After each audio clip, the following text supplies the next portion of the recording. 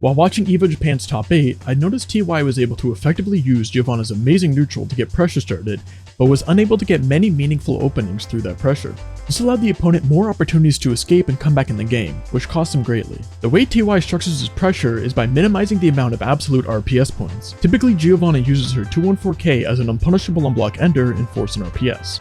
But TY prefers to either use lights to keep the opponent in place, having control over the opponent's possible options and maintain as much mental stack as possible, so the opponent gets overwhelmed and has a weakened reaction times allowing for more potential resets, or he uses 5H and 2D to spacing trap against the opponent. The issue that arises from this comes from the reward aspect. It's very low risk and low reward as the opponent is too smothered to have opportunities to interact, and when they do decide to mash, they're usually only punished with a light starter into another knockdown. And when fighting characters like Ino or Asuka as TY did during his top 8, all those characters need is one knockdown in order to snowball into a victory, making this risk-reward issue even more apparent. As the set went on, Kome, the Asuka, recognized this reset-heavy pressure sequence and was able to catch on to TY's habits from things like dash block fuzzy mash after 2D to use his own 2P to escape. Using a lot of light pressure as TY does also reduces the meter gain that Giovanna gets during a pressure by a significant amount, meaning she has to do more pressure for longer with low reward attached to it instead of doing close/Gatling sequences, which gives her a lot more meter and reward when the opponent guesses wrong at the cost of following a more traditional pressure flowchart.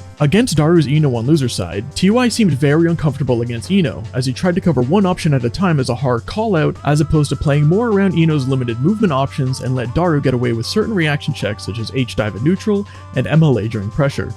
Ino has to play very preemptive in this matchup as Giovanna's dash, 2D, and DP anti-air all cover a lot of Ino's options very well.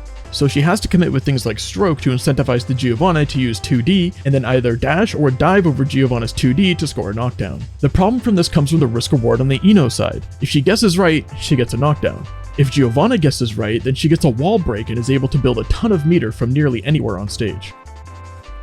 TY actually used this neutral dynamic very effectively in the first round of their set, using lots of 2D so Daru would try to hover over it, and then hard punished with a DP to win the round. But after this round, TY opted to use different options like a preemptive 5H to try and fight back on the ground, which Giovanna can't really use against Ino as her hitboxes on things like 2H are phenomenal at catching these buttons. Whereas if TY just sat back and waited or covered himself with a 2D, it would be a lot safer and more consistent. The one time 5H worked in neutral was because Daru got bored and did MLA. 5H on round start as well isn't a good option against Ino as it trades with Ino's 2S and loses to pretty much everything else. Ino's 2S, similar to Milia's far slash, is a powerful option to represent against Gio as it causes her to block it even if she walks back. But because it's spaced on block, Ino doesn't get anything afterwards as her main cancel options will whiff. And if she does anything else, the risk reward is massively not in her favor as she only gets a full screen knockdown if she's right, whereas Giovanna gets a huge counter hit combo, getting her 50 meter and a wall break if she guesses right.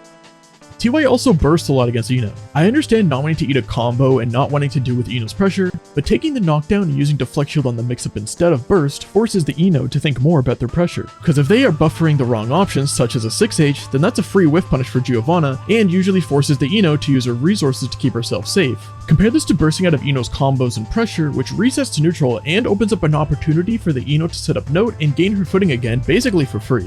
Using resources effectively was a reoccurring issue I noticed throughout both sets. Either using resources in spot that don't threaten much, such as bursting when Asuka has mana and spells, allowing him to immediately regain offense, or bursting an Ino combo that would have only led to a knockdown. Or a TY would not use resources where they could be very threatening, and at the very least force out resources from the opponent by using something like a B or CF Shiki sequence. When it comes to characters like Asuka or Ino who can use resources like 50 meter to win entire rounds, using opportunities that get the meter out of them before they get the chance to use it on offense is legitimately set winning. TY was able to gain and maintain a good offensive mental stack, but was never able to properly capitalize on punishing the opponent for panicking or playing overly defensive, as all he got was either a throw or a light starter, which got heavily nerfed in 2.0. If the opponent managed to escape from his pressure, which they were given many opportunities to do so given the nature of his pressure, they had the resources necessary to snowball the round. Using things like B or CF Shiki forces the opponent into a pure 50-50 guess, which leads into a wall break, or gets them to use their resources to try and escape back to neutral, both of which are very good for Giovanna.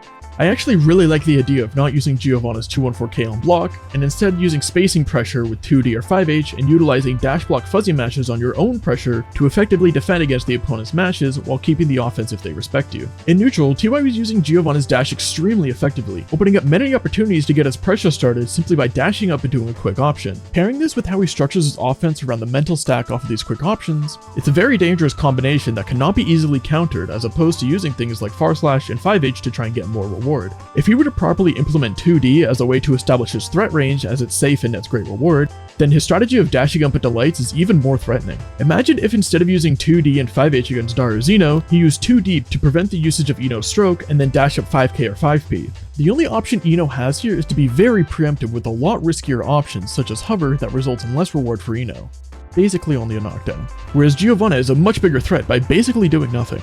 Using the type of pressure that TY prefers also makes it very susceptible to being fuzzy jumped out of, which is kind of a non-issue when you replace Light's pressure with something like a close slash into 2S which catches fuzzy jump, builds a lot of meter, and can lead into a wall break.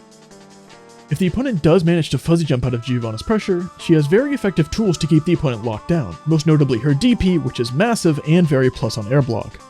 In fact, the one game he did win during this top 8, he didn't use jab pressure at all, opting to bait out throw techs and use close slash to catch fuzzy jumps for a lot more reward. He also showcased the BRCF Shiki setup which won him the round. I have no doubt that if he implemented this style of pressure more often throughout his sets, he could have won EVO Japan.